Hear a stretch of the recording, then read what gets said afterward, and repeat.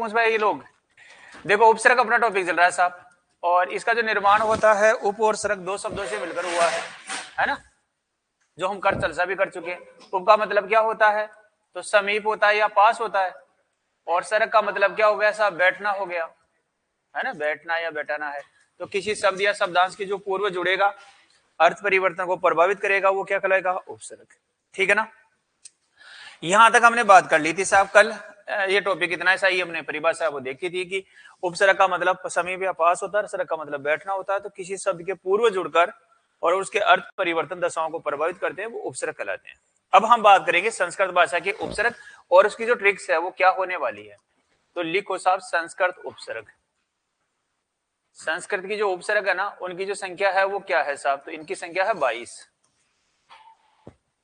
अब उनकी ट्रिक्स क्या है? तो ये है आ वी नी सम सम प्रसुरस पवन भी एंटीडी,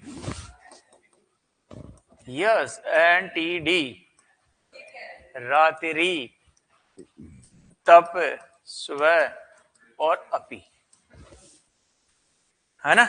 इंग्लिश भी आ गई इसमें, है ना, सब कुछ आ गया। देखो इस आ से क्या बनेगा? तो आ उपसर्ग बन जाएगा, वी से वी बन जाएगा, नी से नी बन जाएगा, और सम से सम उपसर्ग बन जाएगा। प्र से क्या बनेगा? तो प्र उपसर्ग बन जाएगा, और सु से सु उपसर्ग बन जाएगा। इससे क्या बनेगा? तो इससे निर बन जाएगा, एक तो एक दुर बन जाएगा, एक निस बन जाएगा, और एक है ना दुस है उपसर्ग, वो बन जाता है इस रस से। नी जोड़ दिया तो निर बन गया, दुर बन गया, फिर निस दुस, इससे से निस और दुस, निर और दु उपसर्ग जोड़ दिया। अभी समझा दूंगा, समझो। इसमें अगर ए जोड़ देंगे तो अप बन गया, ए जोड़ते औ बन गया, ए जोड़ते क्या बन गया साहब? अन उपसर्ग बन गया। इधर आगे क्या जोड़ेंगे? ए जोड़ेंगे तो अभी बन जाएगा। इसमें आगे क्या जोड़ेंगे? ए जोड़ेंगे तो अनु हो जाएगा, ए जोड़ेंगे तो अति हो जाएगा, और ए जोड़ेंगे तो क्या हो जाएगा? अधि हो जाएगा। यहां से क्या जोड़ेंगे? पै जोड़ेंगे तो परा हो जाएगा, पै जोड़ते क्या हो जाएगा? प्रति हो जाएगा, और पै जोड़ते क्या हो जाएगा साहब? परी हो जाएगा। इधर क्या जोड़ेंगे? उ जोड़ेंगे तो उत हो जाएगा या उद हो जाएगा, और यह क्या हो जाएगा साहब? उप हो जाएगा। और ये हो गया स्व, और ये हो गया अपी। यहां तक के जो उपसर्ग थे ना, यहां तक के ये पहले चलते थे। अब नए दो उपसर्ग और जुड़े नए एनसीईआरटी वाली किताब में। कौन से? एक स्व और एक अपी है। अगर हम काउंट करेंगे ना, तो इनकी संख्या 22 नहीं है साहब, इनकी संख्या 25 है। अब 25 कैसे है? यहां पर 25 ऐसे है कि इनमें से कुछ उपसर्ग हैं जिनको एक मान लिया गया, जैसे कि निर और निस उपसर्ग। उन्होंने कहा कि ये दोनों एक ही अर्थ का बोध कराने वाले होते हैं, तो इनको एक में भी आप रख सकते हैं। ऐसे दुर और दुस है ना, इनको भी एक है, वो मान लिया गया।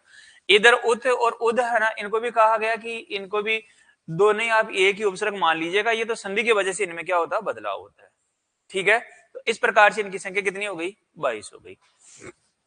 एक पैटर्न तो यह है, इनको याद रखने का जो तरीका है वो ये हो सकता है कि इनको आप ऐसे भी याद रख सकते हैं। एक तो ये हो गया। दूसरा ये होता है कि इनको ऐसे भी इनको याद है वो रखा जा सकता है। कैसे? जैसे कि आता साहब अकारांत, यानी जिसके अंत में अ हो, अकारांत।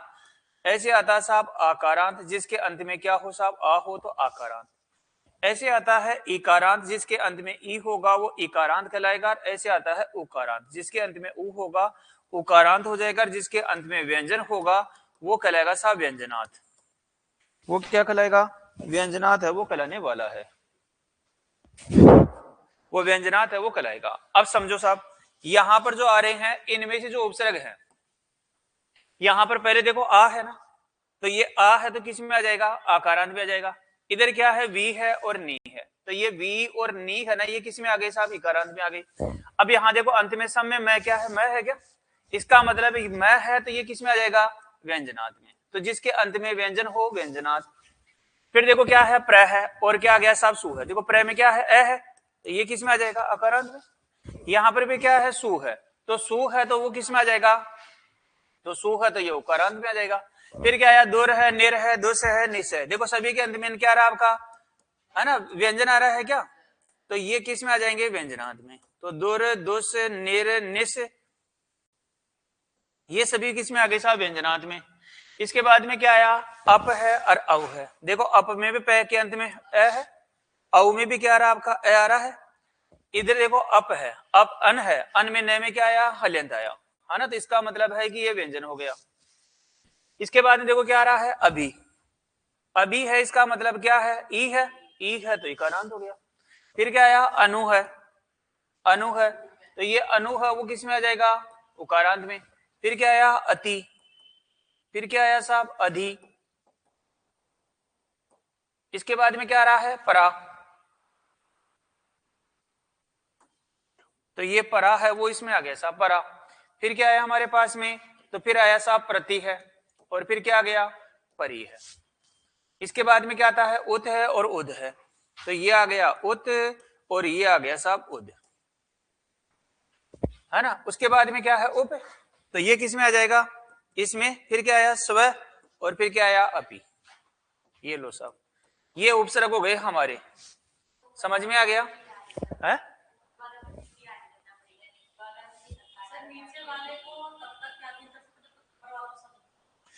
वैसे भी याद रख सकते हैं भाई इनको, है ना। बस थोड़ा सा ये पता चल जाएगा साहब, ऐसे ऐसे उपसर्ग, ये 22 उपसर्ग लिखने का जो कारण है ना, वो यही है कि हमें ये पता चल गया कि ऐसे उपसर्ग होते हैं।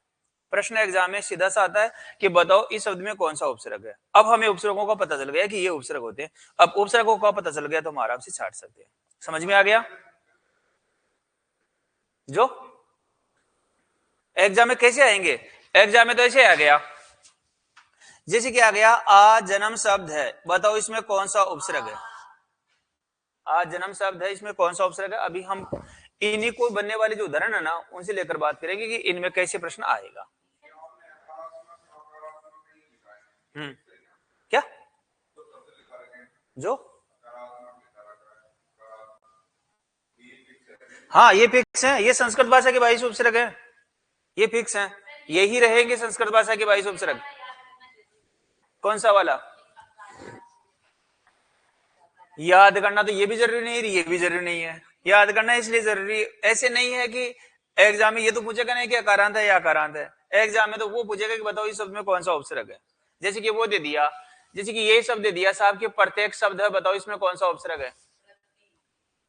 अब आपको पता ही नहीं है, अब वो दे दे, क्या ऑप्शन देगा वो, यहाँ पर वो ऐसे ऑप्शन देगा कि जो प्रत्येक शब्द है वो ऐसे दे देगा। जैसे कि प्रत्येक शब्द आ गया, अब वो देगा कि बताओ इसमें कौन सा उपसर्ग है। अब वो देगा कि इसमें प्रय उपसर्ग है क्या, पहला ऑप्शन। दूसरा ऑप्शन देगा कि वो यहाँ पर प्रत उपसर्ग है क्या। तीसरा ऑप्शन दे दिया कि वो यहाँ पर दे दिया साहब प्रति उपसर्ग है क्या, और चौथा ऑप्शन दे दिया कि प्रति उपसर्ग है क्या। अब आपको यही पता नहीं कि कौन कौन से उपसर्ग होते हैं क्या। अब पता चल गया कि ऐसा उपसर्ग होता है तो हम आराम से कर पाएंगे। अब ये तो उपसर्ग हो नहीं सकता कि अंत में क्या है, दीर्घ स्वर है।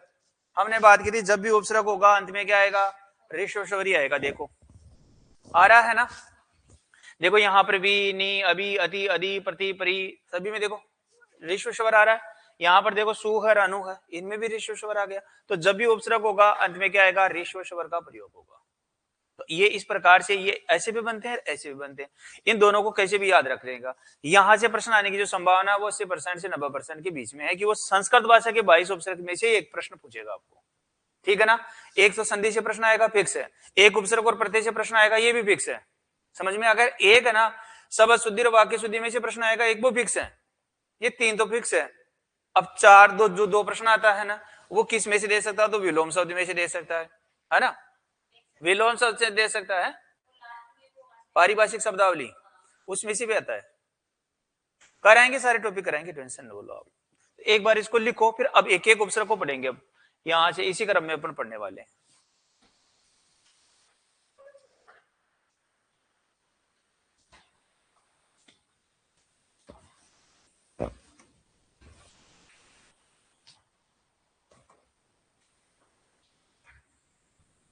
एक दो बार याद करेंगे, एक दो बार लिख के वो करेंगे तो हो जाएगा वैसे भी याद।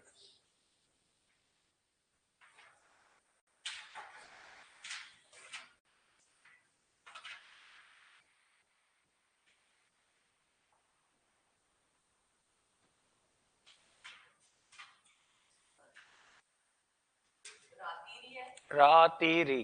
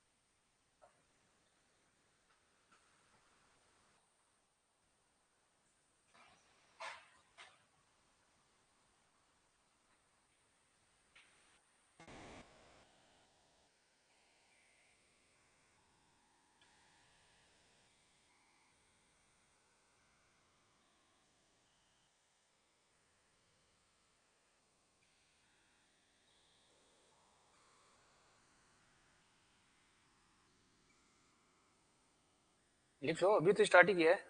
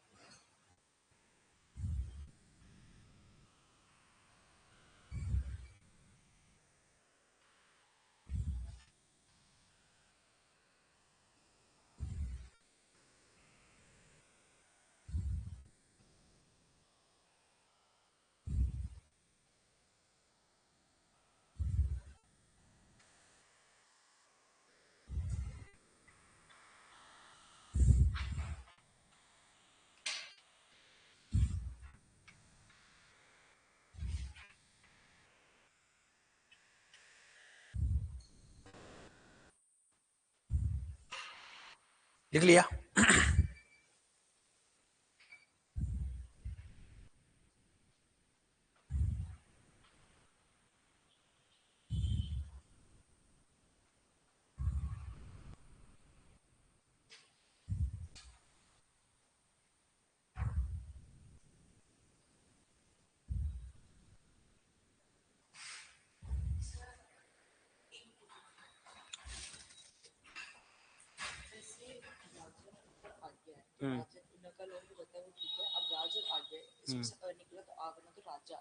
राजा क्या हो गया? जैसे अब फिर इसमें ये अप्लाई क्यों नहीं हो रहा ये चीज कि जैसे आत्मा ने और आई नका लोग हो गया आत्मा भी है, इसमें से भी अ निकाल सकते थे ना? ए निकाल से, लेकिन यहाँ पर घात आ गया ना, तो घात में तो गए व्यंजन है, इसलिए कोई संधि की परिस्थिति नहीं बनी। यहाँ पे भी स्वर होना चाहिए। हाँ, यहाँ पर स्वर है ना, इसलिए संधि बन गई दूसरी, ऐसे था। हाँ जी, लिख लिया भाई? तो यहाँ पर देखो ये ट्रिक्स है साहब, आ वी नी सम प्रसुरस पवन भी एंटिटी रात्रि तब सब अपी, है ना। इनसे कैसे उपसर्ग बन सकते हैं? तो आ से आ बन गया, वी से वी बन गया, नी से नी बन गया, सम से सम बन गया, प्र से प्र बन गया, सु से सु बन गया। यहाँ से जो रस है इसे निर दुर निस दुस निस, है ना, इस प्रकार से बन गया। इधर अप है अवहर अन बन गया, इधर अभी बन गया, इधर अनु है अति है रधि बन गया, इसे परा है प्रति है और परी बन गया, उत है उद है उप है शुभ है और अपी है, ये बन गए। ये 22 उपसर्ग हो गए, है ना। संस्कृत है, इनके अलावा कोई उपसर्ग नहीं है, ये संस्कृत भाषा के 22 उपसर्ग है, ठीक है ना। अब ऐसे हिंदी के भी आएंगे साहब। हिंदी के है ना, जैसे कि यहाँ पर अन आया, अब ऐसे हिंदी का भी उपसर्ग है, अन उपसर्ग है, लेकिन वहां पर अन आएगा ना, वो क्या आएगा, उसमें न पूरा आएगा, वो तो आएगा हिंदी का, और न हल्यंत आ गया, वो किसका आएगा, संस्कृत का। ऐसे जैसे कि सम है, ये सम उपसर्ग है ना, अब सम उपसर्ग हिंदी का भी आएगा, उसमें मैं क्या आएगा, पूरा आएगा, इसमें क्या आएगा, हल्यंत आएगा। समझ में आ गया? तो इस प्रकार से ये 22 उपसर्ग हो गए। अब एक एक उपसर्ग को लेकर हम बात करेंगे कि इनसे कैसे कैसे शब्द है ना वो बनने वाले हैं। आ गया समझ में? चलो साहब इसी फॉर्मूले से अपन कर लेते हैं ताकि थोड़ा याद करना थोड़ा आसान हो जाएगा। तो जैसे कि आ गया, हमने लिखा आ वी नी सम, सम प्रसुरस पवन भी एंटिडी रात्रि तप स्व और अपि। ठीक है, ये 22 उपसर्ग की जो ट्रिक्स है वो हमारी हो गई साहब। इधर तो मैं लिखूंगा क्या साहब, उपसर्ग है, इधर इनका लिखेंगे अर्थ है, और इधर लिखेंगे निर्मित शब्द, यानी कि इनसे क्या क्या निर्मित शब्द ना वो बने हैं। इस प्रकार से अपन बात करेंगे। ठीक है, पहला जो उपसर्ग है हमारा वो कौन सा हो गया साहब, तो वो आ गया हमारे पास में आ उपसर्ग आ गया। आ है, इस आ का मतलब क्या होता है, तो तक या से होता है, इसका अर्थ ये निकलता है। वैसे अर्थ आपका प्रश्न पूछेगा नहीं कि इसका क्या अर्थ होता है, समझ में आ गया, वो तो इनसे बनने वाले जो शब्द है ना वो ही पूछेगा। जैसे आ से क्या क्या बनेंगे, तो जैसे कि आ गया साहब आकर्षण है ना, आकर्षण है, आधार है, आरोप है, आजीवन है, आजीवन है, आमरण है, आमरण है, क्या आकृति बन जाएगा ना, आकृति। आ के बाद में अगर मैं बात करूं तो फिर हमारा जो उपसर्ग आ गया दूसरा वाला वो आ गया वी उपसर्ग। वी का मतलब होता है साहब विशेष, या हम इसको बोल सकते हैं भिन्न। इससे क्या शब्द बनेंगे, तो इससे बनेंगे जैसे कि व्यवहार। अब व्यवहार शब्द किससे बना है, तो वी प्लस अवहार से बना है व्यवहार। ऐसे आता है साहब व्याकरण, व्याकरण बन गया वी धन आकरण से। ऐसे आता है साहब व्याप्त, व्याप्त बन गया वी प्लस आप्त से, व्याप्त है। विनाश आएगा, अभी पहले संधि से बनने वाले उदाहरण अपन बात कर रहे हैं, फिर संधि के बना बिना संधि के भी उदाहरण बनेंगे। संधि ये से पहले वाला वर्ण हलेंद्र आएगा, उपसर्ग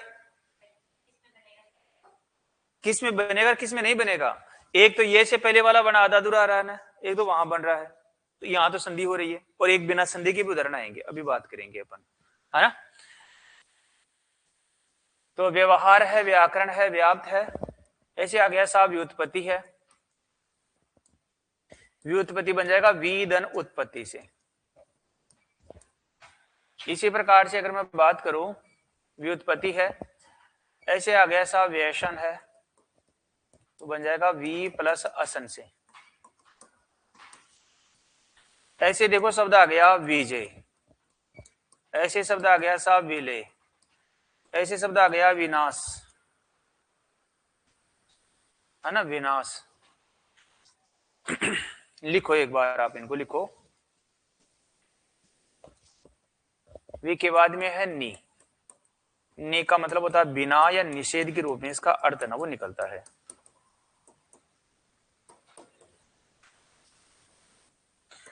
जैसे न्याय, तो आ गया नी प्लस आय, बिना निषेध और भिन्न।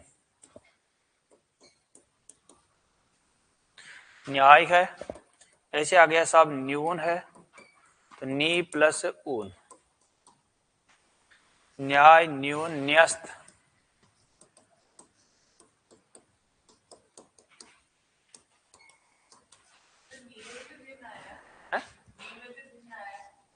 हाँ बिन, एक एक जो उपसर्ग आएगा उनके अलग अलग अर्थ भी निकलते हैं, एक से अधिक अर्थ भी निकलते हैं, वो निर्भर करता है शब्द के ऊपर। ऐसे आ गया साहब निवास, निवास आ गया। ऐसे आ गया आपका निकुंज, निवास, निवास है, निकुंज है, नी के बाद में आता है सम,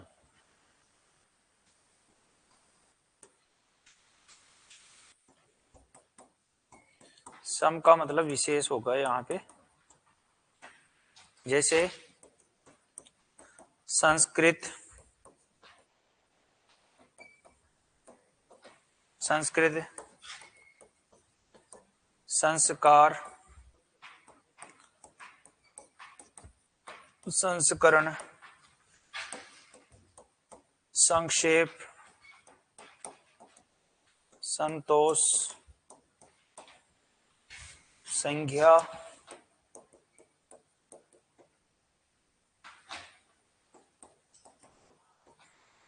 संकल्प,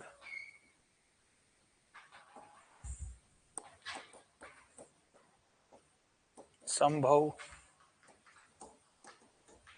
संहार,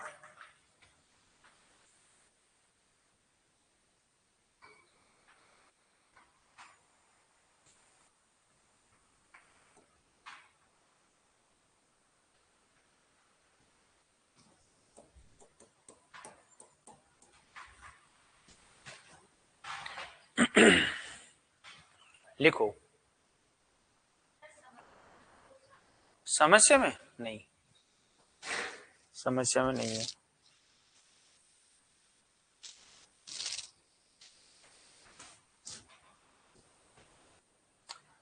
विमला भाई बहनों, यण संधि, बिल्कुल यण संधि का जो प्रयोग होगा ना, यण संधि से बनने वाले, वो हो जाएगा। एक तो वी वाला है, नी वाला है। यण संधि देखो इनमें होती है। ये जितने भी इकारांत वाले उदाहरण है ना, इन सभी में यण संधि हो जाएगी। तो एक तो यण संधि से बन जाएंगे ये, और कई बार क्या होगा कि बिना संधि के भी इनमें है ना उदाहरण है वो बन जाएंगे।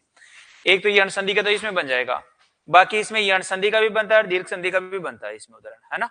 तो दोनों का इसमें बन जाएगा, यण संधि और दीर्घ संधि के उदाहरण इसमें बन जाएंगे। ऐसे इसमें दीर्घ संधि है उसके बन जाएंगे, यहां पर भी दीर्घ संधि है उसके उदाहरण बन जाएंगे, यहां पर गुण संधि है और दीर्घ संधि है, इसके दोनों के उदाहरण बन जाएंगे, और यहां पर इनमें कुछ व्यंजन संधि के उदाहरण है वो बन जाएंगे। तो इनमें संधियां भी ऐसे होगी जैसे जैसे अभी बात कर रहे हैं ना, इनमें अभी बताएंगे देखो ये संधि से बन गया और ये उपसर्ग से बना है। हाँ जी,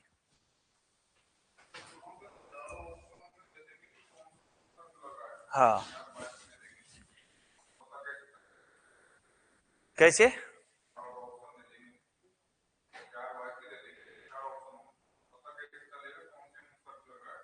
वो तो आप शब्द को अलग करेंगे ना, किसी भी शब्द को उपसर्ग को अलग करेंगे उसका अर्थ निकलेगा, उसका अर्थ निकलेगा तो वहां उपसर्ग का प्रयोग हो रहा है।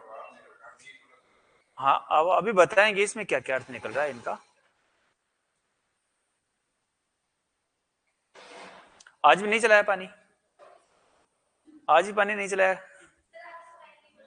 है? अच्छा, आज तो सोचा लेट ही चलना है तो।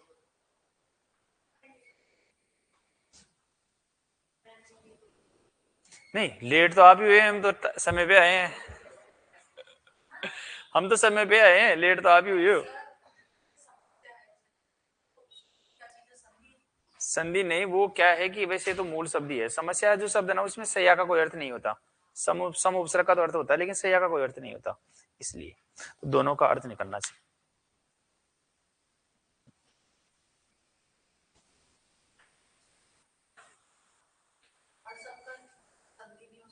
हाँ देखो यहाँ पर नहीं हुआ ना, विनाश में कहा हुई संधि, ये उपसर्ग से बन गया, कुछ में वो संधि भी होगी, कुछ बिना कुछ संधि से भी बनेगी, कुछ उपसर्ग से भी बनेंगे, अर्थ निकलना चाहिए।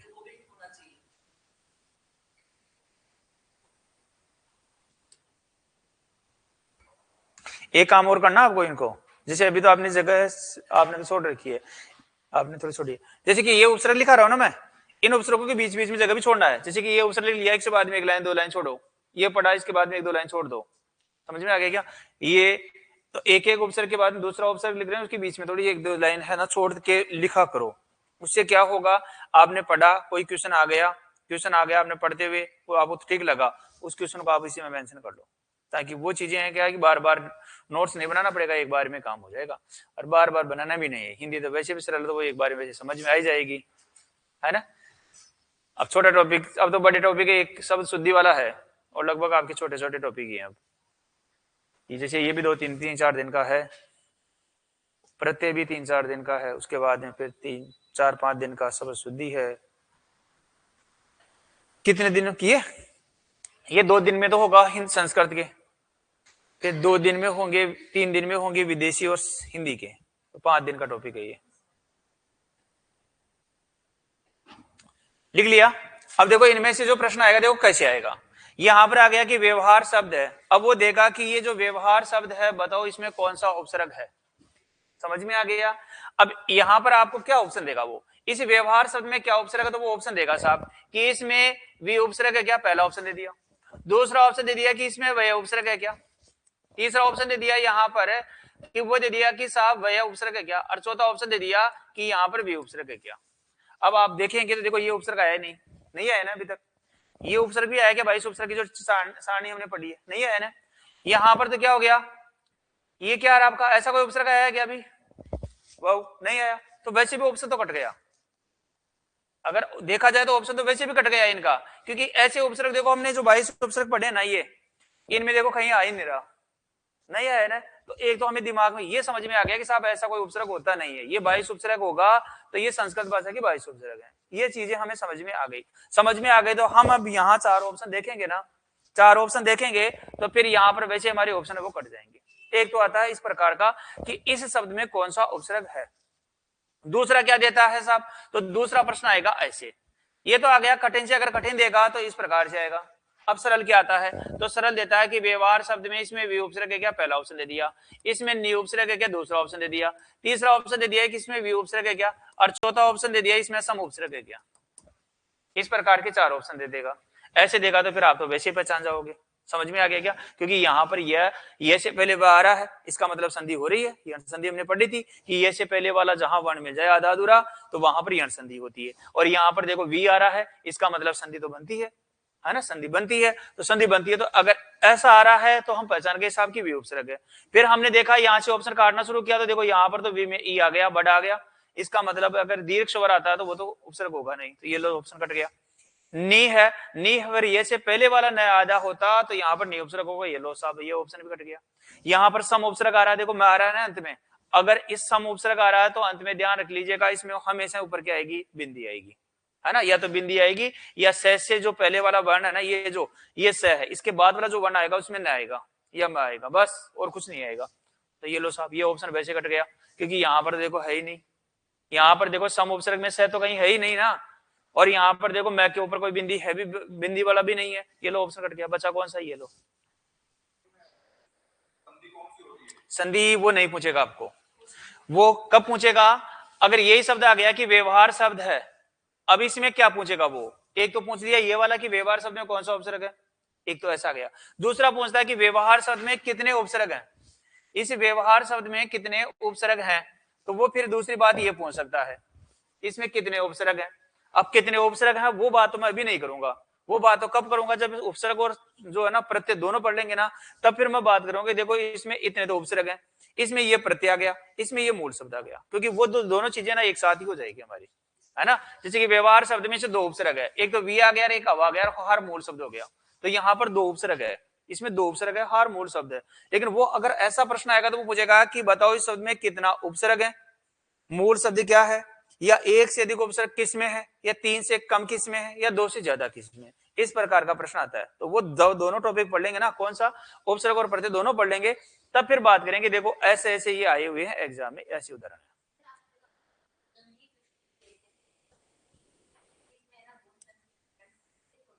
कौन से वाले में, फर्स्ट ग्रेड में नहीं, वो तो ये तो नहीं पूछा, उसमें तो यही पूछा है कि बताओ कौन से शब्द में संधि का ठीक से प्रयोग नहीं हुआ है। संधि विच्छेदी जब जब प्रश्न है ना, इनका संधि विच्छेदी पूछा ज्यादातर कि बताओ इसमें से किसका संधि विच्छेद सही प्रयोग नहीं हुआ है, वो संधि विच्छेद से दे रहा है, ऐसे ही पूछा है। बाकी वो नहीं पूछा गुण संधि दीर्घ संधि वैसे तो नहीं पूछा नहीं है, बस यही पूछा है प्रश्न इस प्रकार का।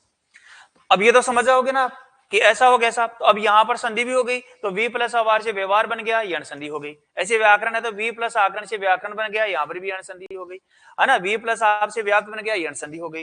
वी धन उत्पत्ति से व्युत्पत्ति बन गया, यण संधि हो गई, है ना। और भी उपसर्ग हो गया, ऐसे व्यसन है इसमें भी हो गया। अब जैसे ये तो संधि हो गई और उपसर्ग भी लग गया, है ना। अब कुछ ऐसे शब्द साहब जहां पर संधि नहीं हो रही, जैसे कि विजय आ गया, इसमें कोई संधि नहीं है, ये किससे बना है, तो ये विसर्ग से बनकर बना है। ऐसे विलय आ गया तो वी प्लस ले से विलय बन गया, ऐसे वी प्लस नाश से क्या बन गया साहब, विनाश बन गया।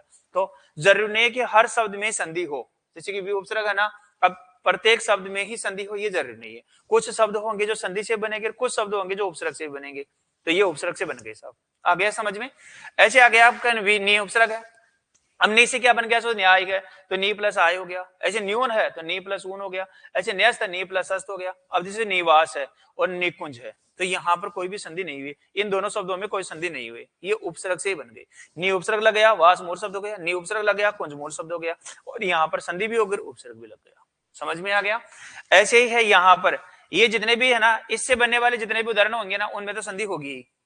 क्यों होगी? क्योंकि ये संस्कृत भाषा की जो उपसर्ग, संस्कृत भाषा के तीन नियम पढ़े थे ना अपने सम वाले। कौन सा? एक तो सम उपसर्ग के बाद में क्रिय कार करण करक इत्यादि हो तो सम उपसर्ग के बाद में क्या हो जाएगा, स का आगमन हो जाएगा और मैं का अनुस्वार हो जाएगा। एक तो वो नियम लगेगा। एक है कि मैं के बाद स्पर्श व्यंजन हो तो मैं के स्थान पर अनुस्वार आगामी वर्ण का पंचमन हो जाता, वो वाले उदाहरण। और तीसरा है कि मैं के बाद अंतस्थ ऊष्म और संयुक्त व्यंजन हो तो मैं के स्थान पर अनुस्वार हो जाता, वो वाला। ये तीनों नियम है ना, इनसे बनने वाले उदाहरण हो जाएंगे। समझ में आ गया। तो यहाँ पर संस्कृत है, संस्कार है, संस्करण है, संक्षेप है, संतोष है, संज्ञा है, संकल्प है, संभव है, संगार है, संयम है। ठीक है ना। तो इनमें संधि भी होकर कुछ ऐसे शब्द है वो इससे भी बन गए। कैसे? जैसे कि यहाँ पर आया, ये आया सम प्लस बहु। अब यहाँ पर क्या है, सब ये उपसर्गी है ना। उपसर्ग सम प्लस हार है, सम प्लस संयम है। ये किससे बने? तो ये तीनों शब्द ना संधि नहीं हुई, इनमें उपसर्गी बना। सम प्लस बहु, सम प्लस हार, सम प्लस संयम। समझ में आ गया। इनमें संधि हुई, कैसे हुई कि यहां पर आया सम प्लस कृत है तो एक तो क्या हो गया, यहां पर इस का आगमन हो गया है ना, और एक ये जो मैं था उसका अनुस्वार हो गया, तो ये दो प्रकार से बदलाव हो गया, तो यहां पर संधि हो गई है ना। और यहां पर देखो कोई बदलाव नहीं हो रहा, तो ये किससे बन गए? उपसर्ग से बन गए। नहीं, ऐसा नहीं पूछेंगे वो, इतना नहीं पूछेंगे। इतना तो कब पूछते हैं, जब एक ही टॉपिक से 8-10 क्वेश्चन बनाना होता है ना, तब वो 4-5 पैटर्न अपनाते हैं। इसमें 4-5 पैटर्न बनते हैं। कैसे बनते हैं? एक तो ये बन गया कि कौन सा उपसर्ग है, पहला पैटर्न। दूसरा आता है कि कितने उपसर्ग है इसमें, दूसरा पैटर्न। फिर आता है कि ऐसा कौन सा शब्द है जिसमें उपसर्ग भी हुआ है और संधि भी हुई है, तीसरा पैटर्न। फिर आता है कि ऐसा कौन सा शब्द है जिसमें उपसर्ग का ठीक से प्रयोग नहीं हुआ है। अब एक ही उपसर्ग का, एक उपसर्ग से बनने वाले, जैसे कि ये एक उपसर्ग है, इससे बनने वाले उदाहरण दे दिए ना 4, और एक दो है ना इसके दे दिए, उदाहरण दे दिए। फिर पूछ लिया कि बताओ इसमें से वी उपसर्ग है उसका प्रयोग कौन से विकल्प में नहीं हुआ है। इस प्रकार से 4-5 प्रश्न पैटर्न के प्रश्न बनते हैं। लेकिन वो कब देता है? जब एक ही टॉपिक से 8-10 प्रश्न बनाना हो, जैसे कि सब इंस्पेक्टर का पेपर आएगा उसमें देगा वो इस प्रकार के। क्यों? क्योंकि उसके 100 प्रश्न बनाने, और 100 प्रश्न को लगभग 22-23 टॉपिक है, 23 टॉपिक यानी कि 25 टॉपिक है, 25 टॉपिक 100 प्रश्न बनाने, तो एवरेज एक टॉपिक से 4-5 प्रश्न हो गए। अब 4-5 प्रश्न हो गए तो कुछ टॉपिक छोटे भी हैं, तो उनमें 5 प्रश्न नहीं बना सकता, नहीं बना सकता तो कुछ बड़े टॉपिक है उनसे ज्यादा बनाता है, तो उनसे ज्यादा बनाता है तब फिर देता है ऐसे। अब आपके तो आएगा एक प्रश्न, अब एक प्रश्न आएगा तो वो इतना आपको विशेष की नहीं बनाना, यहाँ पर वो ऊपर से ही देता है, सीधा सीधा सा देता है। आप देख लेना, ये टॉपिक पढ़ने के बाद में आप पुराने क्वेश्चन देखना, आपको लगेगा कि बिल्कुल सीधा सा पूछा गया है। ठीक है, तो इस प्रकार से आता है। तो ऐसे आए तो आप आराम से कर पाएंगे। संतोष का सम प्लस तोष हो गया ना। तोष का मतलब संतुष्ट होता है। यहां पर जो तोष है ना, इस तोष का मतलब होता है तुष्ट होना, प्रसन्न होना, खुश होना। सम आ गया, यहां पर तोष आ गया। ये मैं है ना, इस मैं को किसे बदल दिया? अनुस्वार में, अनुस्वार में बदल गया, संतोष ऐसे हो गया। अगर आगामी वर्ण है उसका पंचवर्ण बदलेंगे तो ये संतोष बन जाएगा ऐसे। इस रूप में बदलेंगे तो क्या हो जाएगा? ये हो जाएगा। यहां पर सम प्लस सेव, सेव का मतलब ऐसे आकृति होता है, यहां पर आकृति होता है। उपसर्ग को अलग अलग करेंगे तो उनका तो अलग अलग अर्थ इस रूप में निकलता है। संक्षेप का मतलब छोटा करना, और यहाँ पर सेव का मतलब सिर्फ सेव शब्द को लेते हैं तो इसका मतलब आकृति होता है, ऐसे होता है। यहाँ पर तोष है ना, अब संतोष का मतलब क्या होता है? संतोष का मतलब संतुष्ट हो जाना है, और यहाँ पर तोष का मतलब तुष्ट होना, प्रसन्न होना, खुश होना, है ना, वो होता है। चले आगे। अच्छा, ये तो स्लाइड वाला है ना।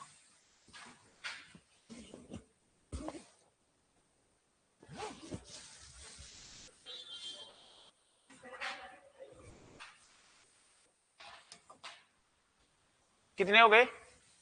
सम तक हो गए ना। 1 2 3 4 हो गए, है ना। 5 5 भी लिखो। प्र, प्र का मतलब होता है प्रबल या आगे, प्रबल या आगे। जैसे प्रयोग, है ना, प्रभाव, प्रणेता, अब ये बन जाएगा प्र प्लस नेता से, जो हम पढ़ चुके हैं व्यंजन संधि कि री रह और से के बाद न हो तो न के स्थान पर न हो जाता है। ऐसे आता है प्रमाण, तो ये बन जाएगा प्र प्लस मान से, प्रयोग प्रभाव प्रणेता प्रमाण न आएगा ना।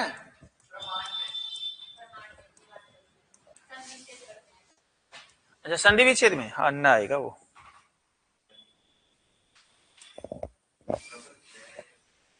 क्योंकि यहां पर तो न को इसमें बदलना है ना। ऐसे आता है प्राचार्य, तो ये हो जाएगा प्रधन आचार्य, प्राचार्य है। ऐसे आता है सापार्थी है, तो प्रधन अर्थी से पार्थी हो जाएगा। हाँ हो जाएगा ना प्रबल, प्रबल ये लो।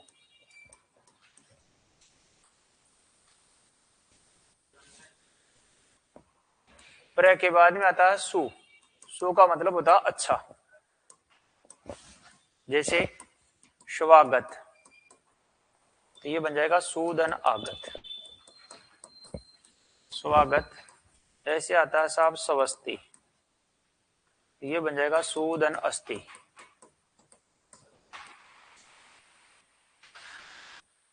ऐसे आता है स्वच्छ, ये बन जाएगा सुधन अच्छ।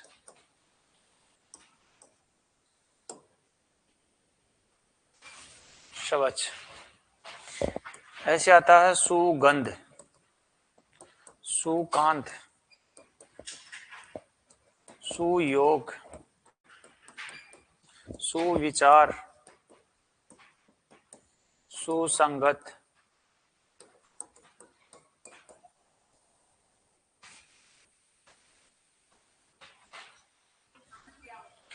अच्छा अंत का होना। कांत का मतलब होता है अंत, अच्छा अंत का होना। सु आ गया, फिर आता है साहब निर, निर का मतलब होता है बिना, रहित, निषेध। जैसे आ गया निर्जन, निर प्लस जन, निर्जन, निर्धन, निराकार,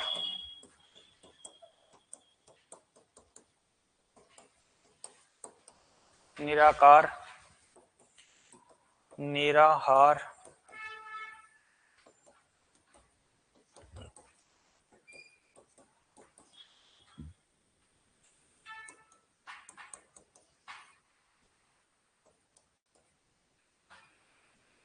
निर्जीव,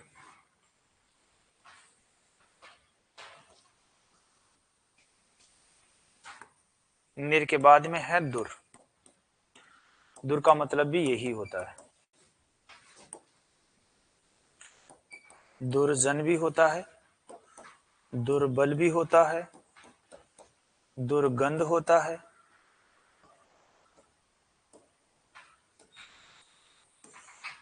दुर्जन, दुर्बल, दुर्गंध, दुर्भिसंधि,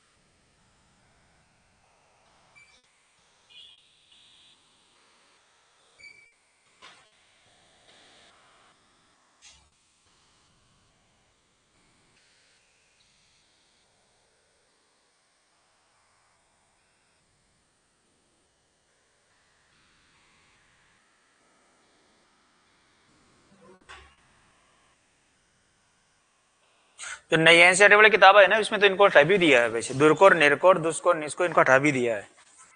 नई वाली किताब आई है ना, उसमें तो इनको हटा ही दिया, लेकिन हटा दिया तो भी अगर बन जाए, क्योंकि उसके बाद पेपर लगे ना 2020 में आई थी लगभग वो, तो इस 20 के बाद में कई एग्जाम लगे हैं, उनमें पूछा है, इनसे प्रश्न पूछा है, तो पूछा है तो फिर अपन पढ़ ही लेते हैं, हटा दिया तो भी कोई दिक्कत नहीं, अपनी याद तो रहेगा।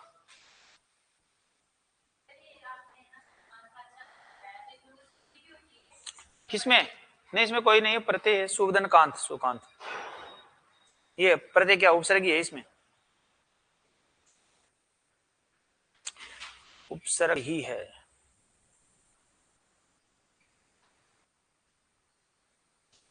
तो आप ऑनलाइन देखे थे नहीं देखे क्लास? देखे थे? किसमें? कौन से वाले में? हाँ हाँ, इनमें इनको अलग नहीं किया मैंने, इसलिए नहीं किया कि आराम से बन रहे हैं ना, जैसे कि निर्जन है, अब निर्जन में एक में बता दिया कि यहां पर जन में जा गया था, तो ये जो रह था ना, ये रह के बाद में जा गया तो व्यंजन है, इसलिए रह ऊपर चला गया। अब ये का ये मामला इसमें है, निर में भी ध है तो व्यंजन है तो ऊपर चला गया।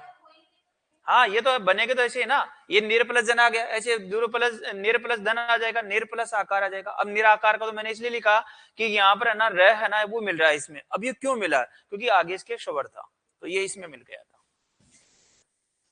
तो फिर वो मैंने इसीलिए नहीं लिखा कि फिर अब ये तो चीज समझ आओगे ना आप।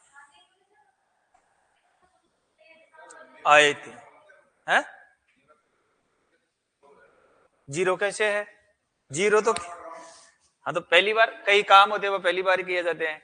अब हाँ तो इनमें अब वो आपको अभी पहली बार लग रहा है, आपने संधि नहीं पढ़ी ना, आप हिंदी नहीं पढ़ी लेकिन आप संधि पढ़ लेते ना, तो आपको ये चीजें है ना, आपको लगता है कि यार ये तो हम पहले पढ़ चुके हैं।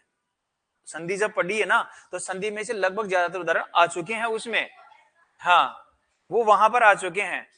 इसलिए अब ये इनको बताओ क्या आ रहा है, इनके ये आ रहा है कि ये संधि में तो पढ़ा था हमने, अब इनको अलग क्यों नहीं किया है? वो अलग इसलिए नहीं किया कि मैं इनको समझाऊंगा भी, भाई इनमें उपसर्ग आ गया तो ऐसा आ गया, अब संधि आएगी तो ऐसे आएगी। ये हमने कहां पढ़ा था? सदियों पहले हमारे संधि चली थी, विसर्ग संधि विसर्ग संधि हम पढ़े थे, उसमें नियम आया था तीसरा नियम, उस तीसरे नियम में भी ऐसे उदाहरण आए थे, अब यहां पर भी आ रहे हैं। संधि में पूछेगा तो ऐसे पूछेगा और उपसर्ग में पूछेगा तो ऐसे पूछेगा। हाँ उनकी संधि नहीं की है, क्योंकि संधि अब संधि फिर वो संधि का मामला हो जाता है ना, अब उपसर्ग का चल रहा है यहाँ पर, तो अब उपसर्ग को पहले समझ लेंगे फिर अपन बात नहीं। देखो संधि में अपन ने ऐसे पढ़ा था, ऐसे आया था, अब ये उपसर्ग में ऐसे आ गया, ऐसे आया। मैं चाहता हूं कि हिंदी सरल हो, क्योंकि अगर कठिन बन जाएगी तो फिर कोचिंग करने का फायदा ही क्या हुआ, है ना। ये तो फिर आप ऐसा ही पढ़ना था तो फिर अब उसमें भी पढ़ लेते भाई, किताब में भी पढ़ लेते। ये कोई नई चीज तो मैं पढ़ा नहीं रहा हूँ, ये भी आए रखी है किताब में, है लगभग सारी चीजें है उसमें। यहाँ पढ़ने का फायदा ये होता है कि हम चीजें है ना वो थोड़ा समझ जाए, थोड़ी चीजें हैं वो हमारी थोड़ी समझ हो जाए, तो चारों ऑप्शन काटने में हमारे लिए आसान हो जाए, ये है। बाकी है हिंदी आ गई ना, अब हिंदी आने के बाद हिंदी तो पूरी कर लो, फिर इंग्लिश के ऊपर फिर बाद में करना अटैक कि अब है ना हिंदी हो गई 5% तैयार हो गए, अब इंग्लिश पे करना है काम। नहीं छोड़ना कहाँ है, छोड़ना तो छोड़, बस यही तो दिक्कत आ रही ना, छोड़ा जा रहा है। जैसे कि इंग्लिश थोड़ी कठिन लगी, छोड़ दिया, है ना। फिर साइंस वाले जैसे और दूसरे आर्ट्स वाले उनके लिए साइंस कठिन लगी, छोड़ दिया। फिर मैथ कठिन लगी तो मैथ रीजनिंग स्टैटिस्टिक्स 3 छोड़ दी। फिर अब फिर वो पेपर आजकल है ना, फिर पेपर सुनो बचता कितने नंबर का है, 50 क्वेश्चन का बचता है, वो लगभग 25 क्वेश्चन तो अपना ऐसे 5-5 करते करते छोड़ देते हैं। जैसे कि इंग्लिश छोड़ दिया, मैथ छोड़ दिया, स्टैटिस्टिक्स छोड़ दिया, है ना, और लगभग साइंस वाले छोड़ दिए, तो 4-5 ये छोड़ देना, तो 4-5 के 25 प्रश्न गए, 75 में से 25 गए, बचे 50। अब 50 में से फिर वो 8-10 क्वेश्चन ऐसे डाल देता है ना, कि वो अपन सोचें कि करें तो दिक्कत, नहीं कर रहे हैं तो दिक्कत। फिर पेपर कितना करते हैं, 40 के लगभग।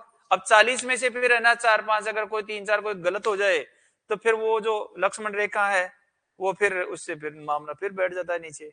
फिर आता है कि खास इसको भी नहीं छेड़ते, फिर वहां पर आता है एक एक क्वेश्चन को भी छेड़ते ना, ऐसे करते हैं। ऐसे आता है कि करूं छोड़ू, करूं छोड़ू, छोड़ूंगा तो फिर करूंगा किनको, नहीं करूंगा तो दिक्कत ही है। और इस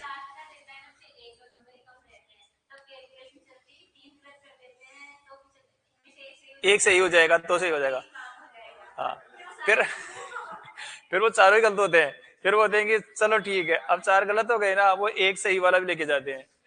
देखो अब यहां पर देखो, ये प्रय उपसर्ग है साहब, है ना। अब प्रय उपसर्ग है, इससे क्या बन गया, तो जैसे प्रयोग बन गया, इसमें कोई संधि नहीं हुई है, प्रयधन योग से प्रयोग बन गया, ऐसे प्रयधन भाव से प्रभाव वो बन गया, इसमें कोई संधि नहीं हुई, दोनों उपसर्ग से बने हैं सब। फिर आता है प्रणेता, प्रय प्लस नेता से क्या बन गया, प्रणेता। यहां पर व्यंजन संधि हो गई। व्यंजन संधि में मैंने पढ़ा था कि री र और से के बाद न हो तो न के स्थान पर न हो जाता, वो वाला नियम लग जाएगा यहाँ पर। ऐसे प्रय प्लस मान से प्रमाण है, वो हो जाएगा। अब प्रमाण में पूछेगा कि प्रय उपसर्ग है, मूल शब्द है, तो प्रय प्लस मान से प्रमाण हो जाएगा। ऐसे आता परिणति है, तो प्रय प्लस नीति से परिणति हो गया। ऐसे प्राचार्य है, तो प्रयधन आचार्य से क्या बन गया, प्राचार्य हो गया, दीर्घ संधि हो गई। और प्रयधन अर्थी से क्या बन गया साहब, पार्थी है, वो बन गया, दीर्घ संधि हो गई। इसके बाद में आया साहब सु। अब सु उपसर्ग है, इससे यहां पर देखो संधि भी हो गई। कौन सी हो रही, ये जो संधि विच्छेद कर रखा है ना, इनमें तो संधि हो रही है, मैं यहाँ पर जो कर रखी है इनमें संधि भी हो रही है, संधि ये हो गई, ठीक है ना। इनमें संधि नहीं थी तो इनका अलग किया नहीं मैंने। अब देखो यहाँ पर आया प्रबल है, इसमें भी कोई संधि नहीं है, उपसर्ग से बना है। अब यहाँ पर सु उपसर्ग आया, तो स्वागत हो गया, सूदन आगे से स्वागत बन गया, यण संधि हो गई, है ना। सूदन अस्थि से स्वस्थ बन गया, यहाँ पर भी यण संधि हो गई। और सूदन अच से स्वस्थ बन गया, यहाँ पर भी यण संधि हो गई। अब यहाँ पर देखो, ये जो शेष उदाहरण है कौन कौन से साहब, यहाँ पर आया सु प्लस गंध, कोई संधि नहीं है साहब, सु उपसर्ग लग गया, गंध मूल शब्द हो गया। सु प्लस कांत, सुकांत हो गया, कांत का मतलब होता है अंत का होना, अच्छा अंत का होना। शोधन योग सुयोग हो गया, शोधन विचार सुविचार हो गया, शोधन संगत सुसंगत हो गया। ये जो उदाहरण बने हैं ये नीचे वाले, यहाँ पर सिर्फ और सिर्फ उपसर्ग ही है, कोई संधि नहीं हुई है। इनमें संधि हो गई तो संधि विच्छेद मैंने लिख दिया है ब्रैकेट में। इसके बाद में आया यहाँ पर ये निर है, तो निर से क्या बनता है, तो निर प्लस जन है। अब निर प्लस जन में यहाँ पर जन आ गया साहब, तो जन आ गया, तो यहाँ पर जय तो क्या है, व्यंजन है। तो ये निर रह होगा ना, वो आगामी वर्ण के ऊपर जाएगा, तो आगामी वर्ण के ऊपर जाएगा तो ऐसे बन जाएगा। अब यहाँ पर देखो इस उदाहरण है, इन उदाहरणों को हमने पहले भी पढ़ा है। कहां पर पढ़ा था, तो ये हमने पढ़ा था, व्यंजन संधि पढ़ी थी, विसर्ग संधि पढ़ी थी, उस समय हमने बात की थी। विसर्ग संधि का नियम नंबर 3 है, वो हमने बात की थी। तीसरा नियम, दूसरा नियम था, वो हमने बात की थी। यहां पर आया, इसका संधि विच्छेद होता है नी है प्लस जन। विसर्ग संधि का पहला नियम था कि पद के अंत में अ होगा, अ के बाद विसर्ग होगा, और विसर्ग के बाद सहघोष होगा, तो क्या हो जाएगा, अ और विसर्ग के स्थान पर ओ हो जाएगा। दूसरा नियम हमने क्या पढ़ा था कि पदांत अ आ को छोड़कर विसर्ग हो, और विसर्ग के बाद सहघोष व्यंजन हो, तो विसर्ग के स्थान पर क्या हो जाएगा, र हो जाएगा। समझ में आ गया। तो अब यहाँ पर र हो गया, तो ये क्या बन गया, निर है, वो बन गया, निर बन गया ना। अब इस निर के आगे क्या है, ज है, ज है, तो ये र होगा ना, वो आगामी वर्ण के ऊपर चला जाएगा, तो ये क्या बन जाएगा, निर्जन। ये का ये मामला किस पे लागू होता है, तो निर्धन पे भी होता है। ऐसे ही यहां पर है निराकार है, अब यहां पर निर्धन आकार से क्या हो जाएगा, निराकार हो गया। अब यहां पर संधि हुई, तो संधि का संधि विच्छेद भी क्या हुआ, तो ये हुआ साहब नी है प्लस आकार हो गया। संधि हुई तो नी है प्लस आकार हो गया, और यहाँ पर विसर्ग के स्थान पर क्या हो गया, र हो गया, क्योंकि इस विसर्ग के आगे क्या है, आ है। आ किस में आता है, स्वर में आता है, स्वर में आ गया तो रा गया। अब र में देखो आ मिल जाएगा, तो ये क्या हो जाएगा, रा हो जाएगा, तो निराकार हो जाएगा। तो संधि भी हो गई, कौन सी, विसर्ग। उपसर्ग कौन सा आ गया, तो निर आ गया। अब वो पूछेगा, उपसर्ग ही पूछेगा, इसमें उपसर्ग देगा तो उपसर्ग ही पूछेगा कि निराकार शब्द में कौन सा उपसर्ग है, तो निर तो उपसर्ग हो गया, आकार मूल शब्द हो गया। अब बताओ क्या पूछ रहे थे,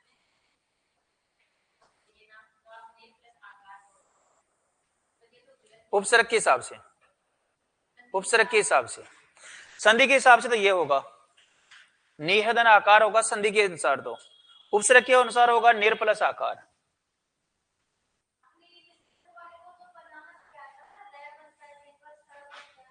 कौन सा वाला, वो आगे आएंगे।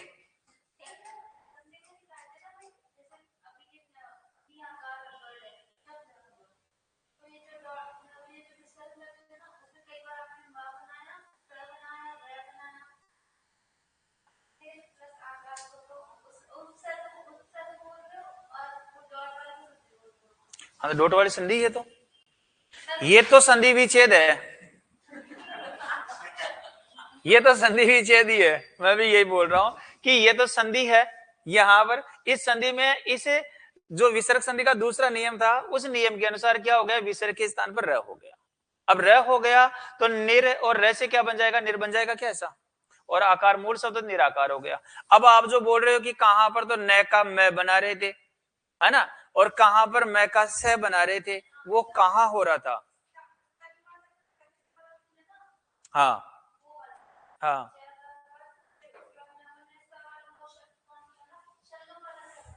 वो कहाँ आएंगे, कैसे कर सकते हैं बताओ देखे। डॉट का मतलब स तो था, लेकिन कौन से नियम में था, सात वाला नियम। सात वाला नियम था कि पदांत अ होगा या आ होगा, उसके बाद विसर्ग होगी, विसर्ग के बाद में च क प त होगा तो होगा। देखो यहां पर आ रहा है क्या, अ और आ रहा है क्या, नहीं आया ना, आकार में आ रहा। वो तो पूछा तो मैंने यहां पर था, ये लिखाया था मैंने तो नियम ही कि पदांत अ होगा, आ होगा, उसके बाद विसर्ग होगी, विसर्ग के बाद में च होगा तो स करेंगे। जैसे मैंने लिखाया था आ है प्लस चरिए, ये लिखाया था क्या, तो अब यहां पर तो आ है ना। जैसे कि मैंने लिखाया था मन है प्लस चिकित्सा, लिखाया था क्या ऐसा, तो यहां पर तो मन में अ है ना, तो वो तो बात यहां हो रही है, यहां की नहीं हो रही है। यहां की तो मैंने बात ही नहीं करता हूं मैं, ये तो किया ही नहीं। यहां तो ये तो आएंगे स गो सल प्राण महाप्राण, वो लिखाया था मैंने, ऐसे है। हाँ, आ हो गया दीर्घ संधि के अनुसार। प्राचार्य में भी प्र है, प्र में अ है, आचार्य में आया, अ और आ मिलकर आ हो गया तो प्राचार्य हो गया। इधर यहां पर प्रार्थी में प में अ है और अर्थी में अ आया, अ और अ मिलकर भी आ हो गया तो पार्थी हो गया। ऐसा है। निर प्लस आकार कहां पर, ये वाला, ये इसमें संधि नहीं हो रही, ये तो उपसर्ग है, निरुपसर्ग से बन रहा है ये तो। निर प्लस आकार बन गया, ये तो उपसर्ग से बन गया निराकार। नि है प्लस आकार से बना तब ये संधि हुई, ये संधि होगी विसर्ग संधि का। क्या यहां आकार तो मूल शब्द है ना, यहां पर निर प्लस आकार, आकार तो मूल शब्द है, निरुपसर्ग लग गया इसमें, ये तो मूल शब्द है, ये उपसर्ग लग गया, ये बन गया, ये शब्द बन गया।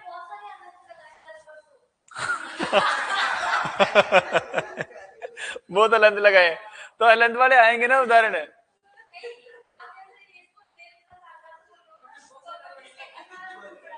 नया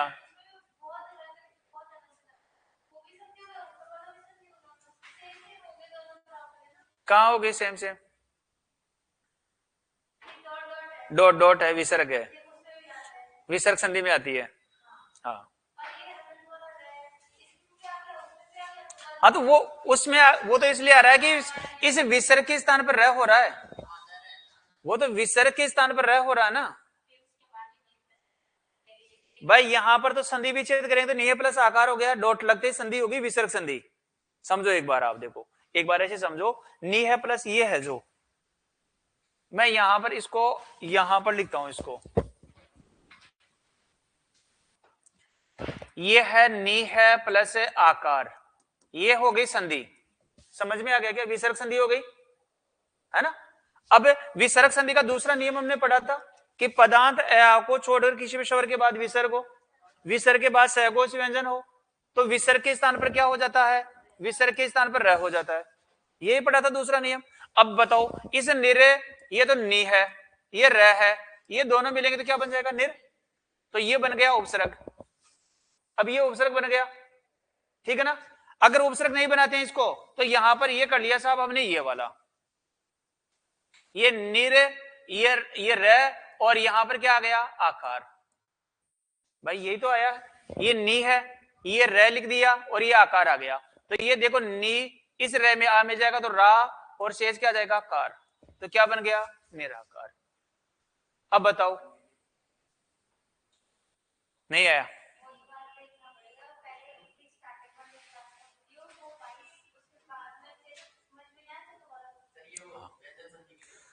व्यंजन संधि में एक बार आप ऐसे करो, जो व्यंजन और विसर्ग संधि है ना, मैं इसलिए इनका जिक्र है ना संधि का इसलिए नहीं कर रहा हूं कि संधि के जो नियम है ना, वो नियम अभी तक आपने क्या पढ़ा, तो इनको याद नहीं हुआ। अब याद नहीं, मुझे तो याद है, तो मैं तो देखो ऐसे बता दिया कि देखो इसमें ऐसे था।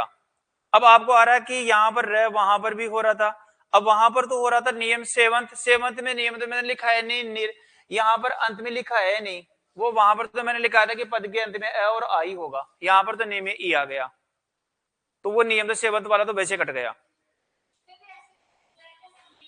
संधि की तरह ही होता है, लेकिन संधि में तो क्या होता है, यहां पर पहला पद का जो अंतिम वर्ण है ना, ये वाला और इसके बाद जो भी कोई आएगा विसर्ग आ रहा तो विसर्ग के आगे, विसर्ग के स्थान पर क्या होगा वो यहाँ पर इसके अनुसार फिर बदलाव होता हुआ चलता है, तो वो तो इसमें चलता है।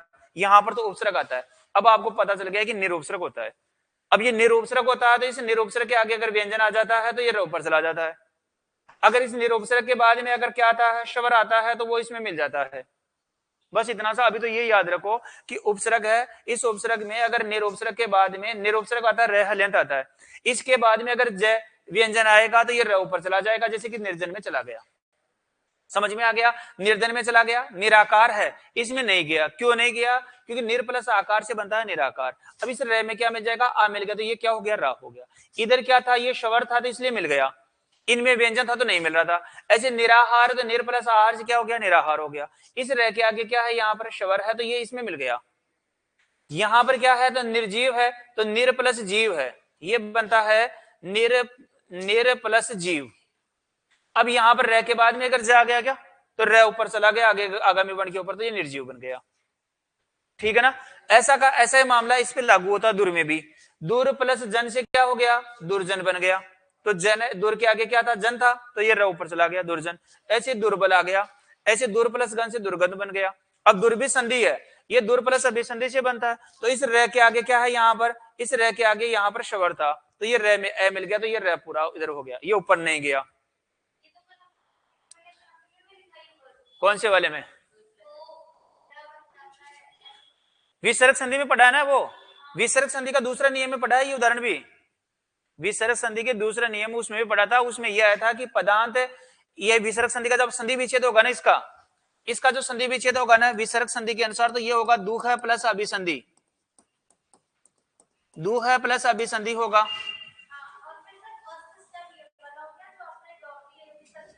ये विसर्ग लगा दिया,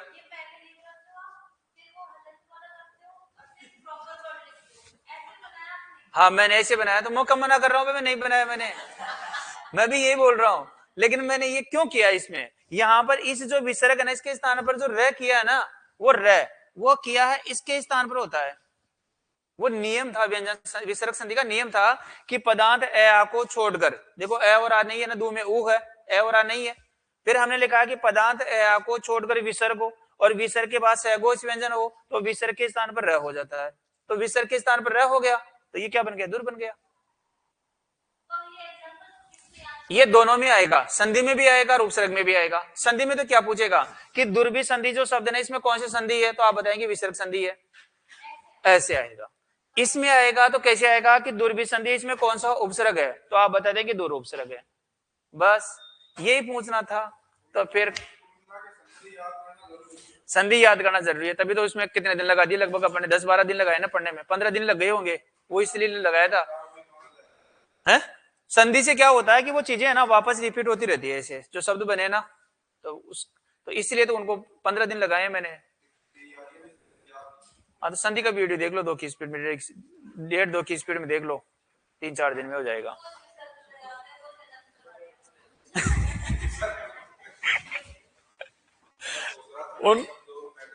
उनको पढ़ो देखो मैंने व्यवस्थित रूप से ना सारी जो संधि पढ़ी है, देखो इतना व्यवस्थित रूप से पढ़ाया, और इतना जल्दी भी नहीं पढ़ाया। मैं पढ़ा था ना तो एक दिन में 5-5-6 नहीं भी पढ़ा सकता था मैं, समझ में आ गया। लेकिन मैंने इसलिए नहीं पढ़ाया कि आपके इतने सब्जेक्ट हैं, तो मैं चाहता हूँ कि बाद 2-2, 3-3 नियम ही पढ़ाए, रोज 3-3 नियम लगभग इतने पढ़े हैं। 3 नियम से शायद ज्यादा पढ़े ही नहीं, 1 घंटे में 3 नियम से ज्यादा नहीं पढ़े।